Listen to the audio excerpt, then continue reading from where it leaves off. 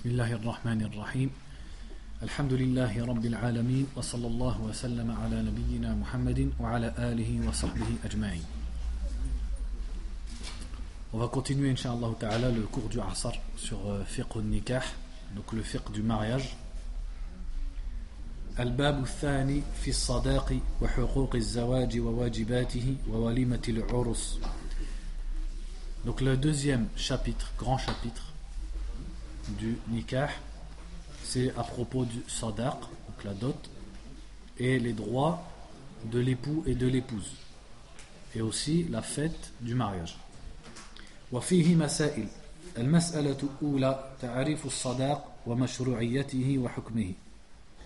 فتعريف الصداق لغة مأخوذ من الصدق خلاف الكذب. يعني في اللغة العربية الصداق، كلمة الصداق مأخوذة من الصدق، والصدق معروف خلاف الكذب. وشرعا يعني ما المراد بالصداق شرعا يعني دينا، هو المال الذي يجب على الزوج دفعه لزوجته بسبب عقد النكاح. يعني مال يجب على الزوج على الرجل أن يدفعه للمرأة بأي شيء يجب بعقد النكاح. يعني لما صارت زوجته بعقد النكاح وجب عليه أن يدفع إليها مبلغا أو شيئا من المال. وسمي الصداق صداقا لإشعاره بصدق رغبة باذله في النكاح، ويسمى أيضا المهر والنحلة والعقر. Donc, on va parler aujourd'hui, premièrement, de la dot. Donc la dot, as-sadaq dans la langue arabe, ça vient de as-sidq, qui veut dire le fait de dire la vérité, la véridicité, comme ils disent, ce qui est le contraire du mensonge. Et religieusement, ce qu'on entend par as-sadaq, c'est des biens, donc c'est pas seulement de l'argent, des biens, ça peut être de l'argent et ça peut être des biens autres que l'argent, que l'homme doit obligatoirement donner à la femme à cause de l'acte de mariage. C'est-à-dire, l'acte de mariage qu'il y a eu entre l'homme et la femme impose à l'homme de lui donner quelque chose. Donc c'est quoi qui rend le fait de donner sadaq obligatoire? L'acte de mariage. Barakallahu fik. Et ça s'appelle sadaq parce que ça exprime que la personne veut vraiment cette fille. C'est pour ça que ça s'appelle sadaq, parce que ça montre qu'il est sadiq, il est véridique, parce que ça montre qu'il veut réellement se marier avec cette fille. Et on peut l'appeler aussi al-mahr, ou alors al-nihla, ou alors al-uqr. Donc il y a al-sadaq, al-mahr, al-nihla, al-uqr. مشروعيته.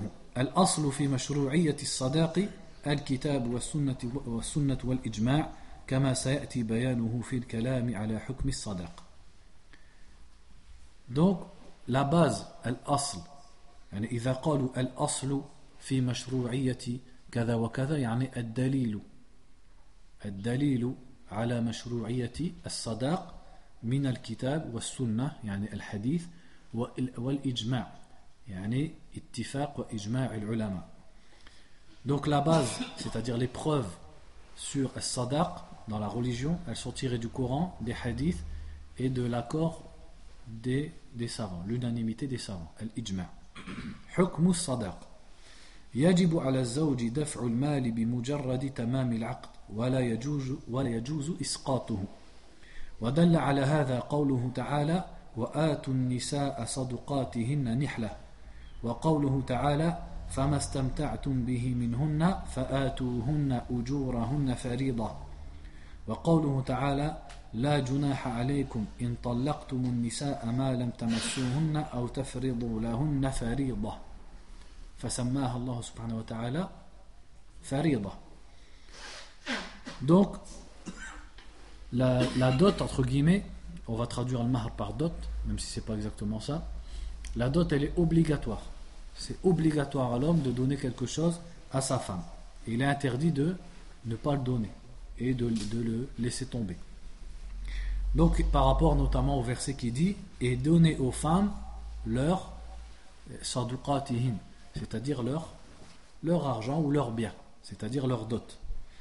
Et le verset qui dit ceux dont vous avez joui des femmes, alors donnez-leur leur récompense en tant qu'obligation, faridatan.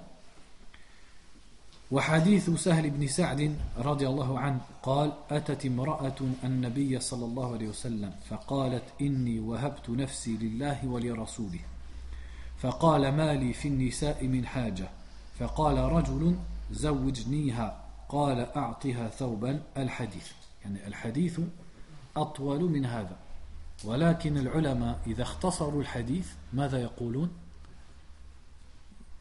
ينقلون جملة من الحديث ثم يقولون الحديث يعني للحديث بقية الحديث أطول من هذا هذا حديث مختصر فيقولون الحديث وهذا الحديث في صحيح البخاري وفي صحيح مسلم ففي هذا الحديث أن النبي صلى الله عليه وسلم زوج هذه المرأة لأحد أصحابه وأمره فقال له أعطها ثوبا يعني أمره أن يعطيها شيئا من المال وحديث أنس بن مالك رضي الله عنه أن رسول الله صلى الله عليه وسلم رأى على عبد الرحمن بن عوف أثر زعفران فقال النبي صلى الله عليه وسلم مهيم ويعني بذلك ما شأنك وما أمرك مهيم بمعنى ما لك ما أمرك ما شأنك يعني أرى عليك أثر زعفران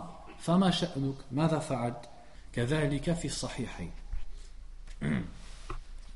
Ensuite au niveau des hadiths il y a ce hadith de Sahl ibn Sa'd qui raconte qu'une femme est venue voir le prophète sallallahu alayhi wa sallam et elle lui a dit je me donne à Allah et son messager, c'est-à-dire elle s'est proposée en mariage au prophète sallallahu alayhi wa sallam et il lui a répondu mali fin nisa'i min haja, je n'ai pas besoin de femme, c'est-à-dire il n'avait pas envie de se marier ni besoin de se marier à ce moment-là. Mais ensuite un sahabi est venu et a demandé cette femme et il a dit au prophète sallallahu alayhi wa sallam marie-la moi. Donc l'histoire elle est plus longue que ça, mais ce qu'on veut retirer du hadith c'est qu'il lui a dit donne-lui artiha thawban, donne-lui un vêtement, c'est-à-dire un vêtement en dot. Donc on voit qu'il lui a ordonné de lui donner quelque chose après qu'il lui ait donné en mariage.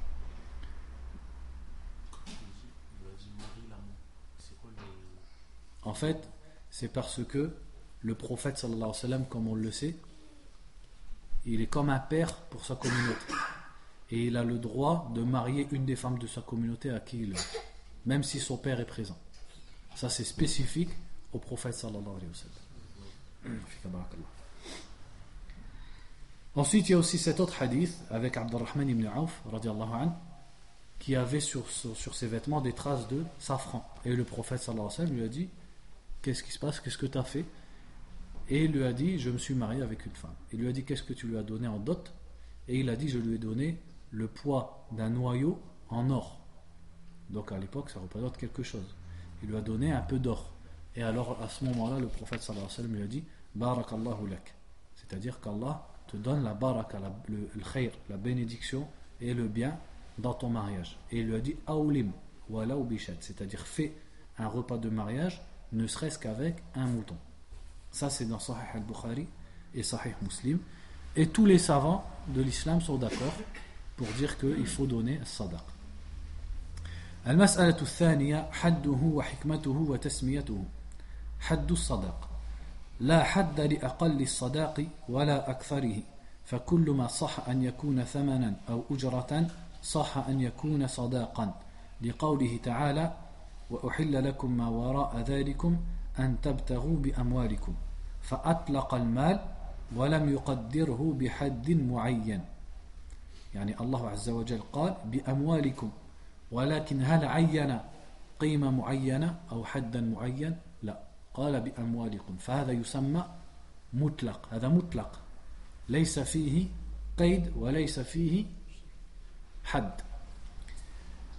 ولحديث سهل بن سعد رضي الله عنه وفيه أن النبي صلى الله عليه وسلم قال في المرأة الواهبة نفسها يعني التي سبق ذكرها أعطها ولو خاتما من حديد فدل هذا على جواز أقل ما يطلق عليه مال يعني أقل ما يسمى مالا يصح أن يعطى كمهر ولو قليل يعني ليس فيه حد ليس لأقله حد بدليل أن النبي صلى الله عليه وسلم أرشد هذا الصحابي فقال أعطه ثوبا ولكن لم يكن لديه ثوب يعطيها ثم قال في النهاية أعطيها ولو خاتما من ذهب وهذا لا شيء ليس من حديد وهذا ليس له قيمة فيدل على أنه لا حد لأقل المهر ويصح المهر ولو لم تكن له قيمة عند الناس وأما الدليل على أنه يجوز ولو كان كثيرا فقوله تعالى وإن أردتم استبدال زوج مكان زوج وآتيتم إحداهن قنطارا فلا تأخذوا منه شيئا والقنطار هو المال الكثير هذا يدل على أنه يجوز أن يكون مالا كثيرا كما يجوز أن يكون مالا قليلا إذن ليس له حد معين. Donc maintenant il parle de la hadd sadaq, c'est-à-dire est-ce que la dot est délimitée. Donc il dit la dot elle n'a pas de minimum ni de maximum, elle n'a pas été délimitée. Et le verset dit il vous est permis autre que cela, c'est-à-dire autre que les femmes interdites qui sont citées dans le verset d'avant, quand vous leur donnez vos biens. Donc qu'est-ce qu'il a dit? Il a dit vos biens, il n'a pas précisé combien il faut donner, ni moins ni plus. Il a dit bi amwalikum. Donc ça c'est pas conditionné et c'est pas délimité. Ensuite dans le hadith qu'on a vu tout à l'heure avec la femme qui s'est proposée en mariage et que le prophète sallallahu alayhi wa sallam a donné en mariage à un de ses compagnons, à la fin du hadith il lui a dit donne-lui ne serait-ce qu'une bague en fer. Et une bague en fer ça n'a aucune valeur. Donc même quelque chose qui n'a pas beaucoup de valeur, on peut le donner et c'est valable comme dot. Et dans le même sens, ça peut être beaucoup d'argent aussi, et quelque chose qui a une grande valeur. Puisque le verset dit, si vous voulez changer de femme à la place d'une autre, et que vous lui avez donné un qintar, alors n'en reprenez rien, il ne faut pas lui reprendre. Et le qintar ici, ils expliquent comme étant beaucoup de biens, beaucoup d'argent. Donc, avec le hadith et avec l'aya, on voit que le mahr, il n'a pas de minimum ou de maximum. Ça peut être beaucoup, ça peut être peu, tout ça c'est valable. Il faut que ce soit une valeur, quelque chose qui a une valeur. الحكمة من مشروعية الصداق. الحكمة من تشريع الصداق هي إظهار صدق رغبة الزوج في معاشرة زوجته معاشرة شريفة وبناء حياة زوجية كريمة كما أن فيه إعزازا للمرأة وإكراما لها وتمكينا لها أن تتهيأ للزواج بما تحتاج إليه من لباس ونفقات. يعني ذكروا هنا عدة حكم في مشروعية الصداق. هي إظهار صدق رغبة الزوج في معاشرة زوجته معاشرة شريفة. يعني الرجل الذي يريد أن يلعب بهذه المرأة أو تلك لا ينفق. كونه ينفق عليها في المهر ويعطيها مهرا ذا قيمة هذا يدل على رغبته أنه جاد في طلبه وفي زواجه. ثم قالوا وبناء حياة زوجية كريمة كما أن فيه إعزازا للمرأة يعني هذا إكراما للمرأة أن يعطيها شيئا عند زواجها وهذا يساعدها أن تتهيأ لأن المرأة تحتاج إلى آلات تجمل وغير ذلك ولباس لزوجها فبمهرها وبهذه القيمة وهذا المال تستطيع أن تشتري ما تحتاج إليه من لباس وأدوات تجمل وغير ذلك.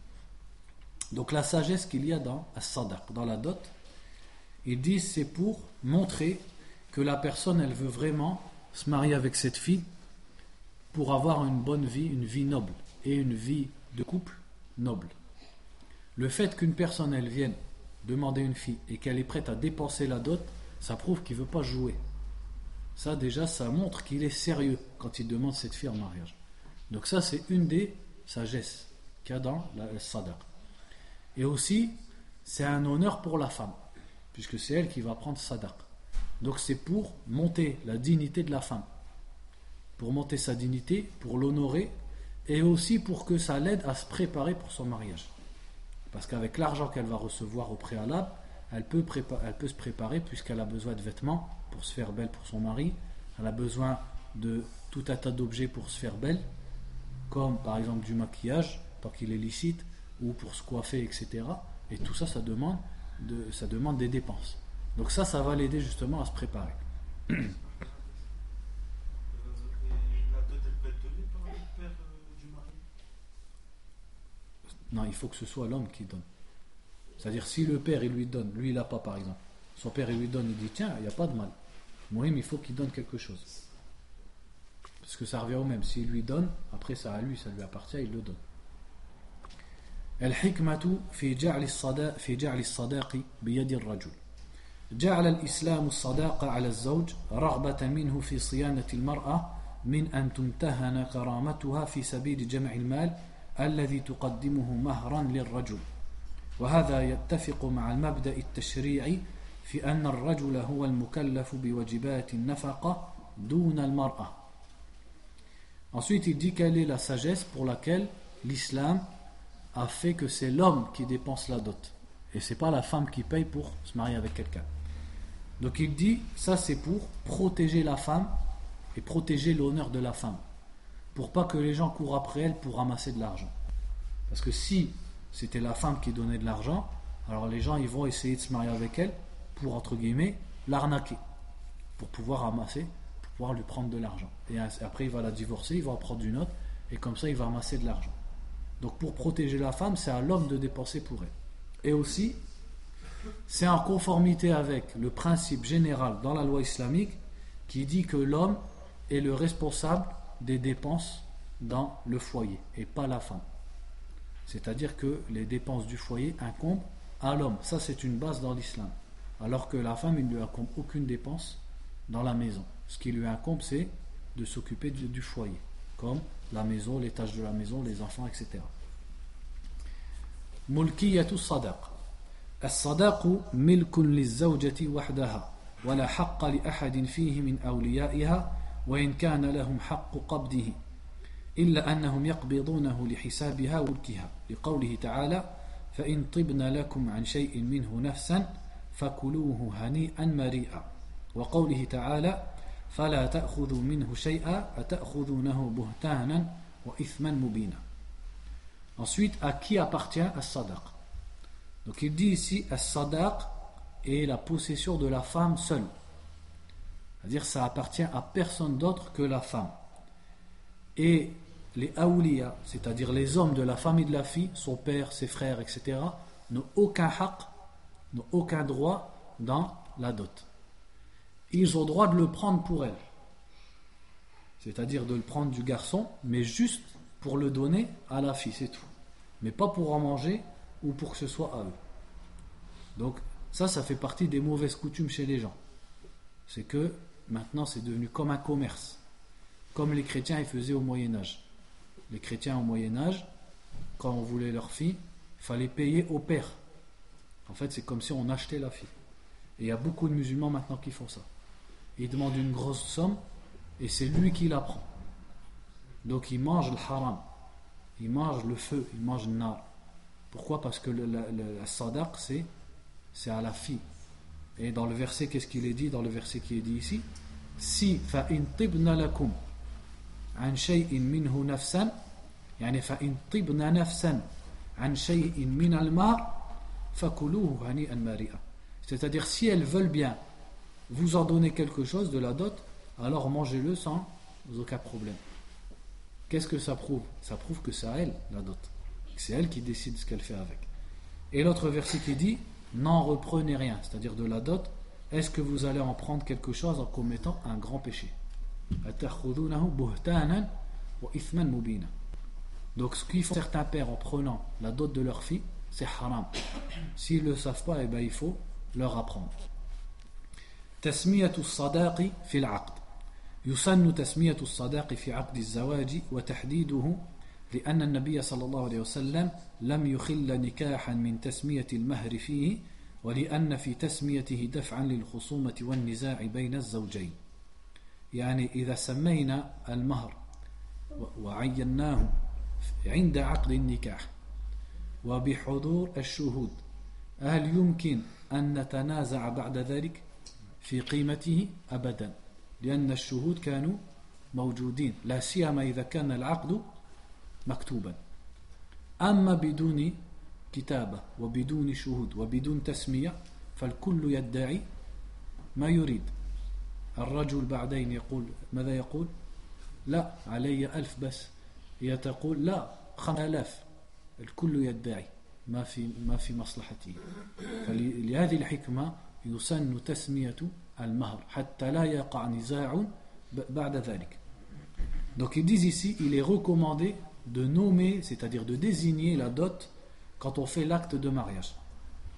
On dit par exemple, quand il y a le wali, il y a le marié, je dis le jeune, mais mashallah, Allah barak, il y en a qui se marient à 70 ans, 80 ans. Il y en a parmi vous, non? J'en connais un, mashallah. Plus de 70 ans, il s'est marié, mashallah. Il n'y a pas longtemps. Allah barak. Bref, revenons à nos moutons. Parce que j'ai dit le jeune, mais le muhim c'est le marié, ça peut être un vieux aussi qui se marie. Donc le marié, le wali, les témoins, et quand on va faire l'arbre, il faut dire la dot. Si c'est 5000 euros, on se met d'accord, c'est 5000 euros. Si c'est de l'or, on dit de l'or pour autant, telle somme ou tel poids d'or. On désigne bien la dot. Pourquoi? Parce que comme ils disent ici, déjà le prophète sallallahu alayhi wa sallam le faisait. Il ne laissait pas un acte sans qu'on désigne la dot. Et aussi pour pas qu'il y ait de problème par la suite. Parce que s'il y a un problème, il divorce avant d'avoir consommé, etc., elle va dire il doit me rendre ma dot, et la dot elle était de 5000. Lui il va dire non, je dois lui rendre, c'est vrai, mais je dois lui rendre que 500. Et voilà, c'est la bagarre qui commence. Alors qu'avec les témoins et le fait qu'on dise la dot, eh ben, si jamais par la suite il y a des problèmes, il suffit qu'on appelle tout simplement les témoins ou qu'on sorte l'acte de mariage. Et c'est là que vous voyez en vérité ce qu'ils font maintenant à la mairie. Ben, en fait tout ça ils l'ont repris du droit musulman, parce que c'est exactement la même chose, à part que chez eux il n'y a pas besoin de wali, mais sinon il y a les témoins. Et qu'est-ce qu'ils vous disent à la mairie quand vous faites les papiers? Est-ce que vous voulez un contrat de mariage? C'est pourquoi ça? Eh ben, c'est pour qu'il y ait des conditions, pour qu'après il n'y ait pas de conflit, il ne puisse pas y avoir de conflit, puisque tout était déjà écrit. Les meubles ils reviennent à un tel, la télé elle revient à un tel, etc. etc. C'est exactement ce qu'on est en train de lire ici. On mentionne les conditions et notamment la dot. Comme ça par la suite il n'y a pas de dispute, il n'y a pas de conflit possible. Pas un shart, ils disent yusan, c'est-à-dire yustahab, c'est recommandé. Le fait qu'on ne le dise pas, le mariage il est quand même valable. Mais si après il y a des problèmes, c'est à cause de ça, c'est parce qu'on ne l'a pas dit. Et c'est pour ça aussi, comme on disait tout à l'heure au Asr, que les shuhud, il faut que ce soit des udul, des gens droits. Parce que si après on les appelle et qu'ils mentent, ben ils ne servent à rien du tout. Ou alors si le mari dit en fait dis-leur que quand tu étais là elle n'a rien dit, ou elle a dit 500 euros alors qu'il devait plus, et il lui donne un petit billet et le témoin il va faire un faux témoignage, ils ne servent à rien. C'est pas ça le but. Le but des témoins, c'est que si plus tard on a un problème, ils sont là pour dire, pour témoigner. Par rapport aux témoins, est-ce que c'est deux témoins désignés, ou alors comme souvent ça se passe, c'est par exemple c'est-à-dire les invités en général et ils sont là comme témoins. Mais s'il y a un problème, à qui on demande? Ah ben, parce que les témoins c'est pas forcément deux, c'est deux minimum. Mais s'ils sont 5, eh ben on demande à 2 parmi les 5 ou aux 5, etc. Et s'ils sont pas d'accord, par exemple, si entre eux ils divergent? Ben c'est pour ça qu'il faut prendre des udul, il faut prendre des gens justes, des gens droits. Ouais. Après ce genre d'affaires en vérité, généralement dans l'islam c'est simple, ça revient au qadi. C'est-à-dire si vraiment les témoins entre eux, même les témoins, et même en étant juste, ils divergent, ben c'est simple, ça revient au qadi. Et c'est pour ça, je le répète ce que j'ai dit la fois dernière, ce que j'ai dit au Asr, parce que au Maghreb il y a plus de gens, et au Asr j'ai vu il n'y a personne, et des fois j'ai dit des choses, elles sont importantes. C'est pour ça qu'il faut arrêter de vous faire arnaquer par les imams. Barakallahu fikum. Les imams dans les mariages, ils servent à rien du tout. Les shurut du nikah, c'est le wali. Le wali, on va dire en gros, c'est le père de la fille. Il faut qu'il soit là. S'il n'est pas là, il désigne quelqu'un qui vient à sa place. Il faut le marier. Si le marié n'est pas là, il désigne quelqu'un à sa place. S'il veut mettre son père, son frère ou un ami, parce qu'il est en voyage, Mouhim, le corps du mari, entre guillemets. Il faut les témoins. Si, après on fait al-ijab ou al-qaboul, ou alors al-sira, c'est-à-dire qu'on comprenne du jeune, enfin de l'homme qui veut se marier, et du wali qui a le mariage. Par exemple, il dit Zawijni bintak fulana. L'autre il répond qabilt. Et pour être encore plus sûr, le jeune il répond qabilt. Il répond aussi. Ou alors le wali il dit au jeune Zawajtuka ibnati fulana. Et c'est pas la peine de dire ala sunnatillah wa rasuli. Il dit juste Zawajtuka binti fulana. Ou ankahtuka binti fulana. Comme dans le madhab de l'imam Malik, et c'est ça le haq, il n'y a pas de mot précis. Il faut qu'on comprenne que c'est zawaj, que c'est nikah. Et on comprend que les deux ils sont d'accord. Si ça s'est produit devant les deux témoins, ils sont mariés. Après ils mettent les shurut, le sadaq et tout. Maintenant pourquoi appeler un imam? L'imam il n'est pas dans les conditions du mariage, pas du tout. En vérité pourquoi les gens ils appellent l'imam? C'est parce qu'au bled on a l'habitude de se marier le qadi ou bien le adoul, c'est-à-dire l'administration.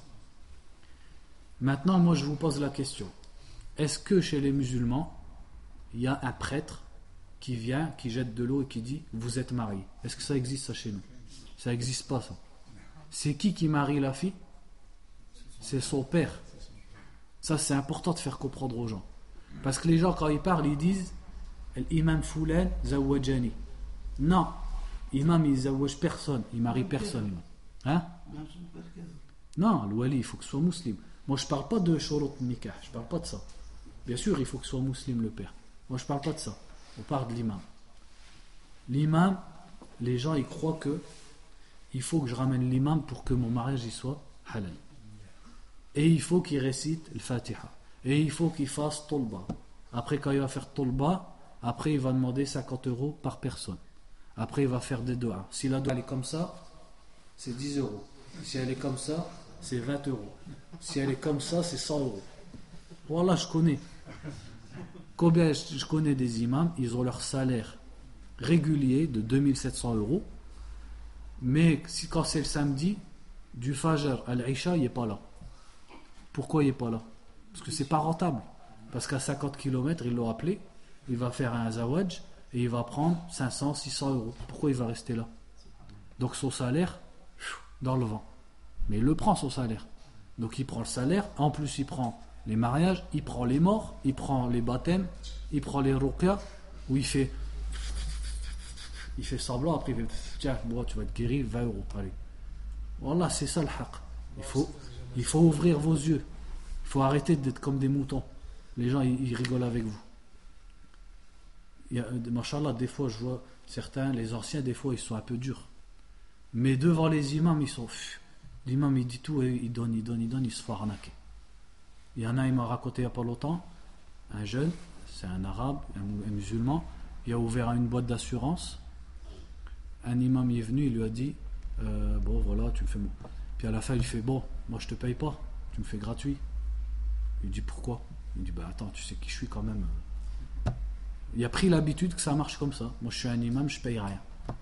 Et l'autre il lui a dit si tu veux pas que je te frappe, tu sors tout de suite de mon cabinet. Il faut arrêter de vous faire arnaquer par les imams, barakallahu fikum. L'imam dans le zawaj, il sert à rien du tout. Quand les gens ils étaient dans les pays musulmans, ils se marient devant le qadi, ou alors ils se marient devant l'adoul. À quoi il sert le qadi, l'adoul? Il sert à deux choses. Il vérifie les shurut, c'est-à-dire que les témoins, ils sont des témoins dignes de ce nom. Il vérifie par exemple que la fille elle est d'accord, parce que si la fille elle n'est pas d'accord, le mariage est batil. Il vérifie toutes les shurut. On va pas répéter les shurut. Il vérifie. Après, il vérifie le mahr, etc., etc. Et aussi pour l'enregistrer, pour l'administration. Donc, il y a une faïda. C'est quoi le faïda? C'est que peut-être le qadi, il va trouver une erreur. Par exemple, les gens, ils viennent et ils ont pas de shahid, ils n'ont pas de témoin. Donc le qadi va leur dire, vous revenez avec 2 témoins musulmans, majeurs, etc. Ou alors, par exemple, la fille, elle est dans sa idda. Elle n'a pas le droit de se marier. Mais les gens, ils savent pas. Ils sont niya, ils savent pas. Elle est divorcée, elle va se marier. Donc le qadi, il va leur dire. C'est à ça qui sert le qadi ou l'adoul, c'est tout. C'est pas qu'il fait comme ça et puis tout il devient halal comme ça. Et que des doigts ça devient halal. Ça c'est chez les chrétiens. Chez les chrétiens, le prêtre il vient, la fille elle est là, voulez-vous pour époux, voulez-vous pour époux, et voilà. C'est lui qui fait que c'est halal chez eux, dans leur esprit. Chez les musulmans, il n'y a pas de ça. Chez les musulmans, c'est le wali. Le père, si c'est pas le père, il est mort par exemple, c'est son oncle ou son grand-père, etc. C'est le wali de la fille qui donne au mariage, c'est pas l'imam. Donc quand les gens ils étaient dans les pays musulmans, le qadi ou bien l'adoul, il sert pour vérifier les shurut et pour l'administration. Comme ça, il va enregistrer le mariage. Et quand dans 50 ans, 60 ans, l'homme il meurt, eh ben, on sait que la femme, elle a son haqq dans l'héritage, etc. Donc il y a une hikmah. Mais maintenant, l'imam qui vient, est-ce qu'il vérifie les shurut, lui? Lui, ce qu'il vérifie, c'est que tu donnes 50 € à la fin, c'est ça qu'il vérifie. Il va réciter le Fatiha, après il va faire un dua, après il prend l'argent, il s'en va. Des fois, il y a le mariage, il remplit même pas les shurut et l'imam il dit rien du tout. Il fait pas l'amr bil ma'ruf ou an-nahy 'anil munkar, rien du tout. Il rentre chez les gens, il voit plein de choses haram, il dit rien. Parce qu'il se dit, si je dis, peut-être ils vont pas me... C'est à ça que ça sert. Subhanallah. Est-ce que dans l'administration, l'imam il sert à quelque chose? Est-ce que l'imam il fait un acte, après il le prend chez lui, il met un tampon, il le classe, etc. Comme ça, si y a chose à pro. Est-ce qu'ils font ça, les imams? Ils font rien du tout. Donc ils servent à rien. Il faut enlever la tête des gens que l'imam, c'est lui qui fait le mariage, c'est lui qui fait que le mariage est halal. Ça, alhamdoulilah, on n'est pas des chrétiens, on est des musulmans. Ça, c'est chez les chrétiens, ça. Mais nous, on les a copiés. Comme le prophète sallallahu alayhi wa sallam a dit, la tattabi'unna sunana man kana qablakum, shibran bi shibrin, dhira'an bi dhira'. Vous allez suivre ceux qui étaient avant, pas par pas. Après les sahaba, ils ont dit al-yahud wa nasara, il a dit faman. C'est-à-dire, tu veux dire par là les juifs et les chrétiens, et il a dit qui d'autre? C'est-à-dire, bien sûr, je parle d'eux. Donc, on les a imités dans leur adat. Donc, à la limite, qu'on ramène un imam parce qu'il a du ilm, ou alors un talib ilm, quelqu'un qui a étudié la religion, qui a un petit peu de connaissance. Pas pour que le mariage y soit halal, parce qu'on sait qu'il n'y a pas besoin de lui pour que ce soit halal, mais simplement parce que, par exemple, on veut qu'il vérifie les shurut. Ou alors, je veux qu'il explique à mon fils c'est quoi les shurut dans le nikah, parce que moi, j'arrive pas à lui expliquer. Ça, dans cet esprit-là, il n'y a pas de mal. Mais il ne faut pas prendre l'habitude, nous on a l'habitude, quand on se marie, il faut ramener l'imam. Ah ben, cette habitude-là, c'est une erreur. Ça, c'est une erreur. Si on ramène quelqu'un qui a du ilm, que ce soit un imam ou pas un imam, parce que des fois un imam il peut ne pas avoir d'ilm, et quelqu'un qui n'est pas imam, des fois il a du ilm. Ça n'a rien à voir avec imam ou pas imam. Parce que des fois il y a des imams, c'est juste ils ont appris le Coran par cœur, après il vient, il récite, mais est-ce qu'il y a du ilm? L'ilm c'est autre chose.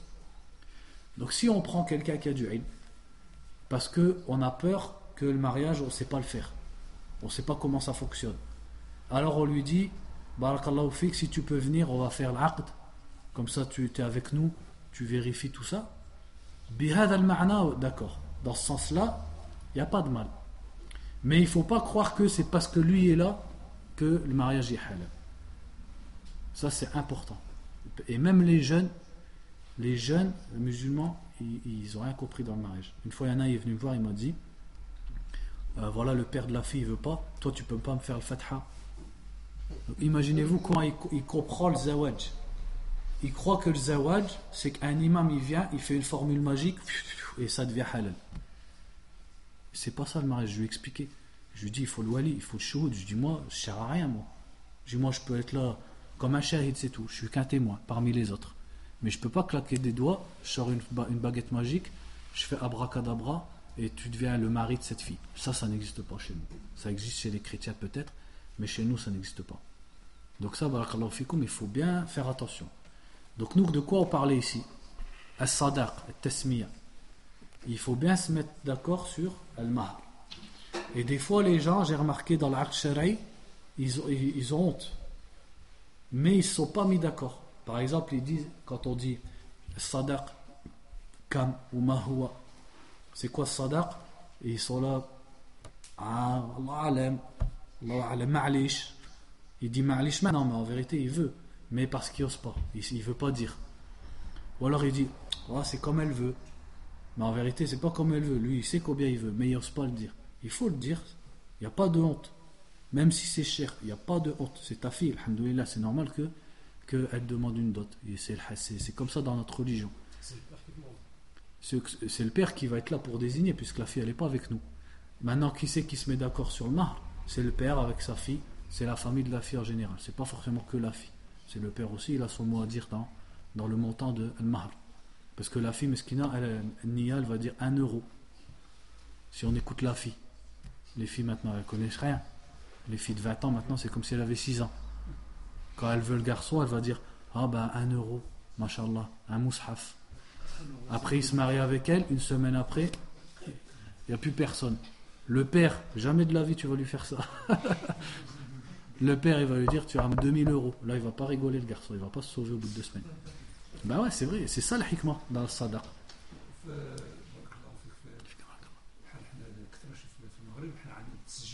Voilà, ça c'est bien. Ouais, voilà, ça c'est bien. Ouais. Ça c'est ce qu'on appelle aqdun nikah. Et ça dans les pays musulmans ils le font et mashallah, ça c'est quelque chose de bien.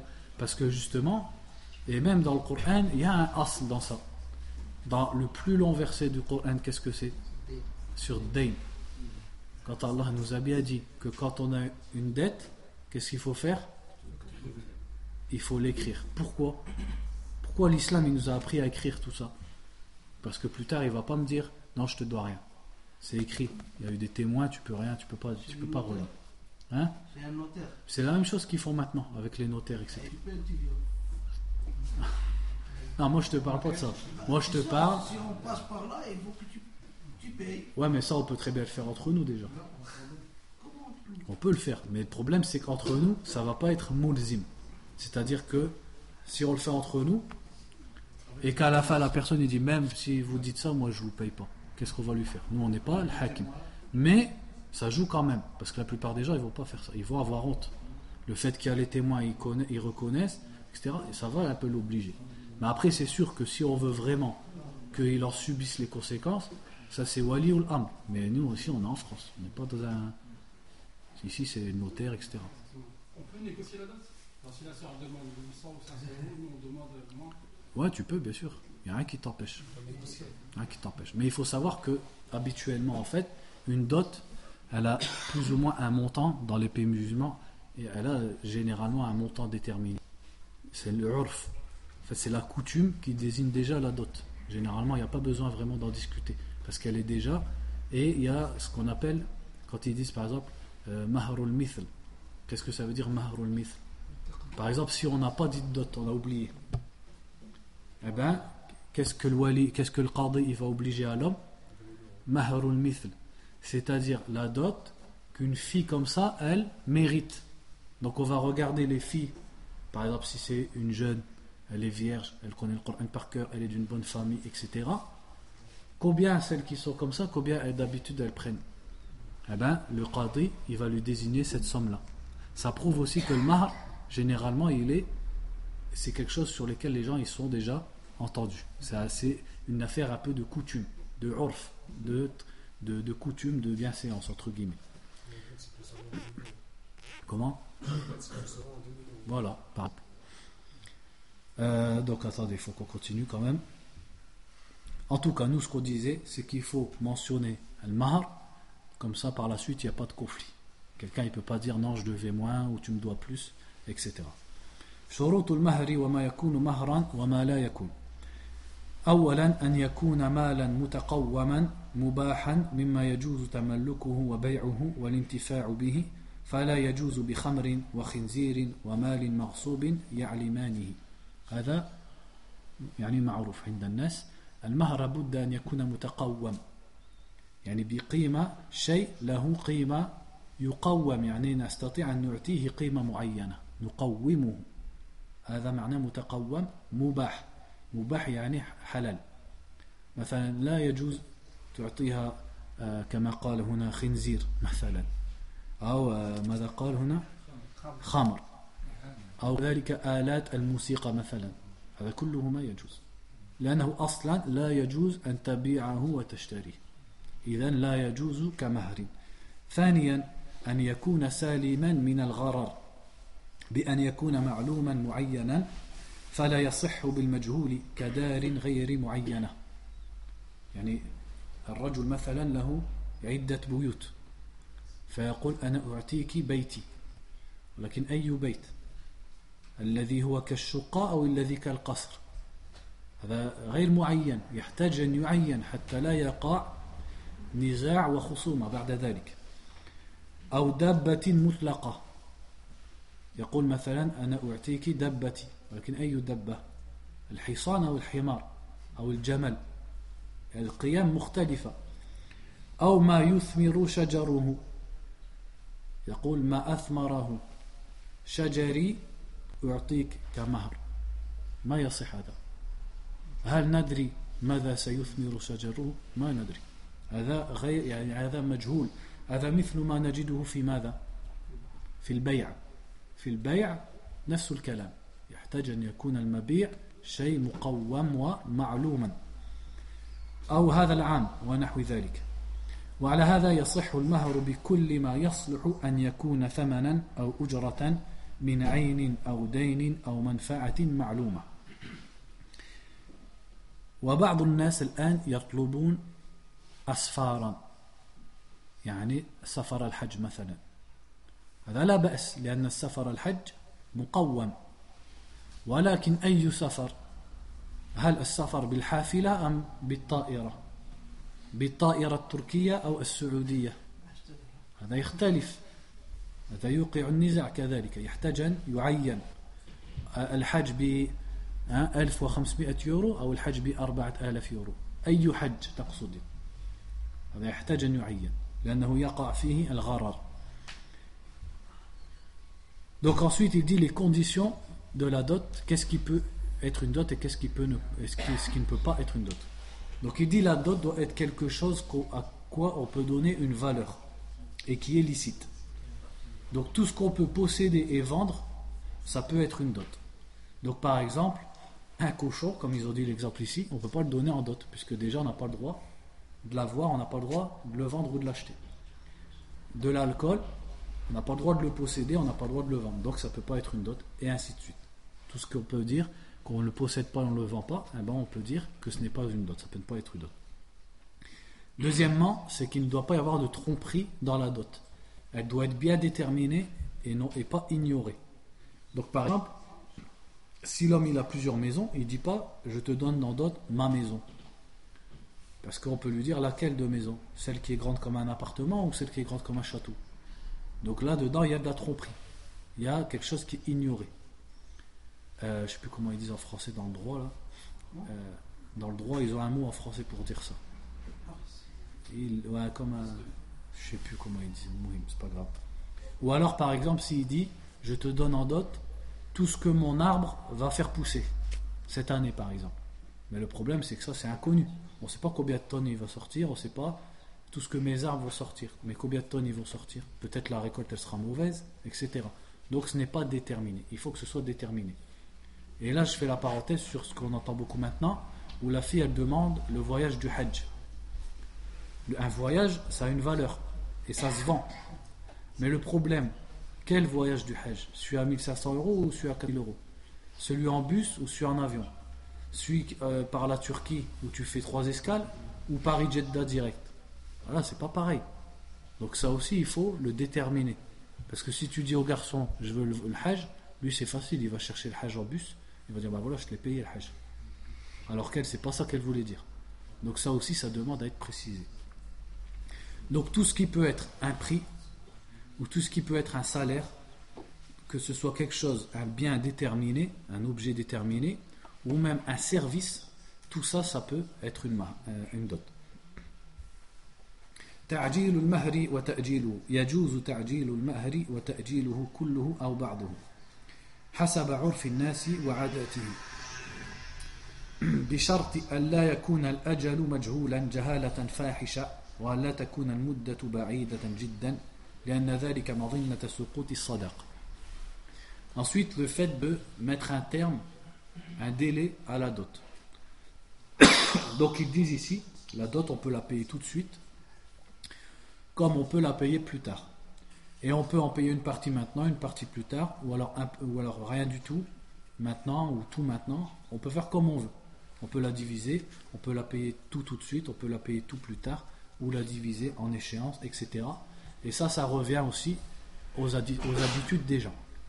Ce sur quoi les gens sont habitués, à un moment donné, dans une société donnée, à un endroit donné, eh ben on peut marcher dessus. C'est-à-dire on peut agir selon ses habitudes. Mais il ne faut pas que le délai soit ignoré. C'est-à-dire il faut un délai approximatif. Comme par exemple, que je te la donne avant 1 an. Je te la donne avant 6 mois. Mais il ne faut pas que ce soit un délai ignoré. Je te la donnerai. Parce que sinon, on craint que la personne elle fasse tomber la dot. C'est-à-dire il dit à chaque fois je te la donnerai, je te la donnerai, je te la donnerai, et finalement il ne lui donne jamais. Donc s'il le fait par un délai, et quand les dots elles sont élevées, forcément ils ont besoin d'un délai. Il faut que le délai il soit plus ou moins déterminé.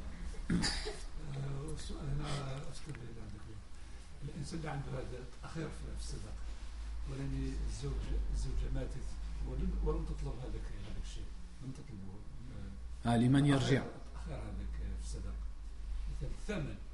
ما طلبتوش هي في الحياه ديالها والزوج مات كيفاش هذا فيما اعلم يدفعه للورثه لانه مالها في ذمه الرجل ما طلبتهوش هي في حياتها ما تطلب لكن هل اسقطته اذا اسقطته يعني قالت خلاص هذا ما اريده اسقطه اعفو عنه نعم ولكن إن ما قالت شيء تستحي وهي تظن أنه سيدفع إذا ماتت يرجع إلى الورثة.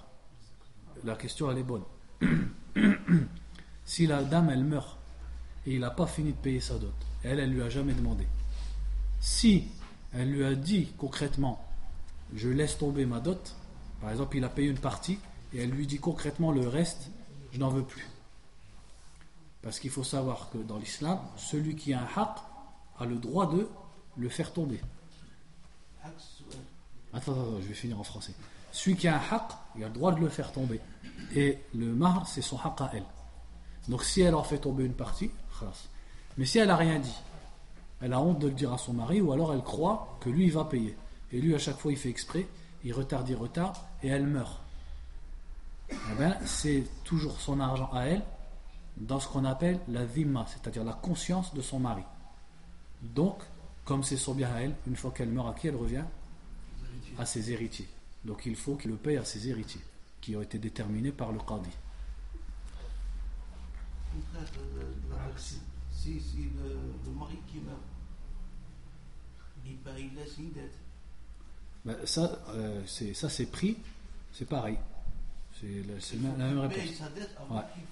C'est comme une dette. C'est-à-dire que, comme on sait, quand un homme il laisse un héritage, une somme, à sa mort, qu'est-ce qu'on fait en premier? On regarde les dettes et ensuite qu'est-ce qu'on regarde? Al-Wasiyya, le testament. Donc dans les dettes, il y a la dot. Donc on va d'abord sortir la dot de s'il meurt avant d'avoir payé sa dot. On va d'abord sortir sa dot de ce qu'il a laissé en héritage pour le donner à la femme. Et c'est seulement le reste que ses héritiers se partagent. Parce que les dettes, elles passent avant le droit des héritiers. C'est normal. ثم قال حكم المغالاة في الصداق يستحب عدم المغالاة في المهر لما يلي. أولا حديث عائشة رضي الله عنها عن النبي صلى الله عليه وسلم أنه قال من يمن المرأة تسهيل أمرها وقلة صداقها واليمن البركة يعني من بركة المرأة قلة مهرها. هذا الحديث في رواه ابن حبان والحاكم وحسنه الشيخ الألباني رحمه الله. ثانيا عن عمر رضي الله عنه أنه قال ألا لا تغالوا في صدق النساء يعني في مهور النساء فإنه لو كان مكرمة في الدنيا أو تقوى عند الله كان أولاكم بها رسول الله صلى الله عليه وسلم ما أصدق رسول الله صلى الله عليه وسلم امرأة من نسائه ولا أصدقت امرأة من بناته أكثر من 12 أوقية وإن الرجل ليغلى بصدقة امرأته حتى يكون لها عداوة في قلبه وحتى يقول كلفت فيك علق القربة. علق القربة يعني الحبل الذي تعلق به القربة يعني شيء عادي مال عادي يعني يقول حتى هذا كلفته بسببك حتى هذا يسبب لي كفلة يعني ثقل بسببك بسبب مهرك. وثالثا عن أبي سلمة قال سألت عائشة رضي الله عنها عن صداق رسول الله صلى الله عليه وسلم فقالت 12 أوقية ونشا قالت أتدري ما النش قلت لا قالت نصف أوقية والأوقية يعني 200 جرام من الذهب. Ensuite, le jugement, le statut du fait d'exagérer dans les dots. Donc, il est conseillé de ne pas exagérer dans le montant de la dot. Donc, Aïcha radiallahu anha a rapporté que le prophète a dit sallallahu alayhi wa sallam il fait partie de la baraka d'une femme le fait que sa dot soit on va pas dire petite mais soit peu. Le fait que sa dot ne soit pas grande. La baraka, c'est-à-dire il fait partie de la baraka et le bien qu'il y a dans une femme le fait que sa dot elle ne soit pas élevée. Ensuite, la parole de Omar radiallahu anhu quand il a dit n'exagérez pas dans les dots des femmes car si c'était un honneur ici-bas ou si c'était un acte de piété envers Allah subhanahu wa ta'ala le premier qui l'aurait fait ça aurait été le prophète sallallahu alayhi wa sallam. C'est-à-dire si c'était bien d'augmenter la dot si c'était un honneur pour la femme le prophète il l'aurait fait avec ses filles sallallahu alayhi wa sallam.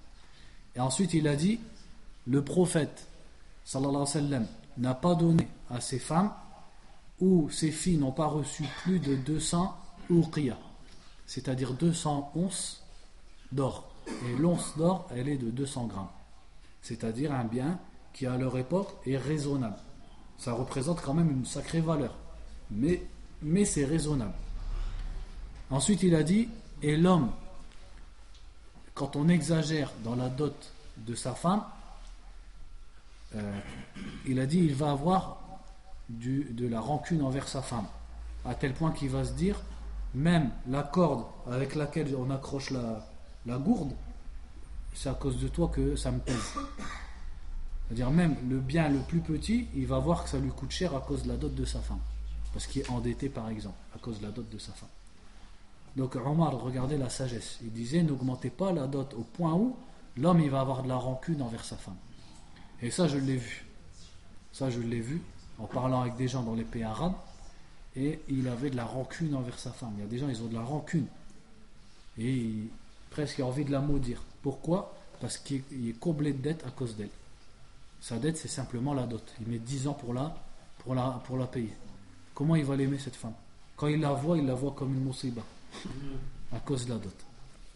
Et troisièmement, Abu Salama, donc c'est un tabi'i de Médine, il dit j'ai demandé à Aïcha radiallahu anha combien le prophète sallallahu alayhi wa sallam payait en dot et elle m'a dit il payait 12 onces d'or et la moitié, c'est-à-dire 12 onces d'or et demi, ça fait 12 fois et demi 200 grammes d'or. Donc on va s'arrêter là inshallah. في الدرس القادم نقرأ الحقوق الزوجية وإعلان النكاح والوليمة في النكاح وحكم إجابة دعوة الوليمة ثم بعد ذلك فقط نقرأ في الخلع والطلاق وغير ذلك حتى نكمل باب النكاح والطلاق والعداد وهذه الأشياء. والله أعلم، وصلى الله وسلم على نبينا محمد وعلى آله وصحبه.